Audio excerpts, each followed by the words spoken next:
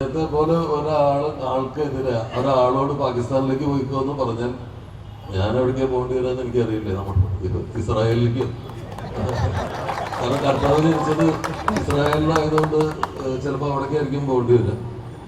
അപ്പം എനിക്ക് ആവേശം ഉണ്ടാക്കുന്ന രീതിയിൽ സംസാരിക്കാനൊന്നും അറിയില്ല. പക്ഷെ തൊട്ടടുത്ത വീട്ടിൽ അപകടം ഉണ്ടാവുന്നത് വരെ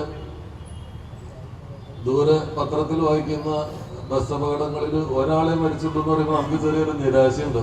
ഒരാളെ മരിച്ചിട്ടുണ്ട്. ഒരു 10-15 പേര് മരിച്ചാൽ ആ വാർത്തയ്ക്ക് ഒരു സുഖമുള്ളൂ.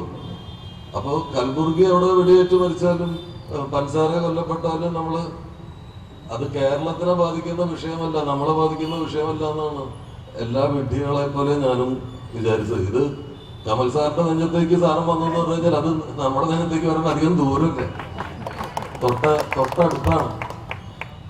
അത് ഓരോ കലാകാരന്മാരും തിരിച്ചറിയേണ്ടതാണ്. രാഷ്ട്രീയത്തിനൊക്കെ അപ്പുറത്ത് സംസാരിക്കുമ്പോൾ പറയുന്ന വാചകങ്ങളുടെ ഇടയിൽ ഒരു അബദ്ധ വരി ഉണ്ടായാൽ മതി, ഒരു അബദ്ധ വാക്കുണ്ടായാൽ മതി, നിങ്ങൾ ഒന്നും ഉദ്ദേശിച്ചില്ലെങ്കിൽ നിങ്ങളുടെ കഥ കഴിയും. അപ്പൊ അതുകൊണ്ട് ഇത്തരം പ്രതിരോധങ്ങളിൽ പങ്കെടുക്കുകയും ഇതിന് ശക്തി പകരുകയും ചെയ്തില്ലെങ്കിൽ നിങ്ങളുടെ കാര്യം പോക്കാണെന്നാണ് മടിച്ചു മാറിയിരിക്കുന്ന ആൾക്കാരോട് പറയാനുള്ളത്. പണ്ട്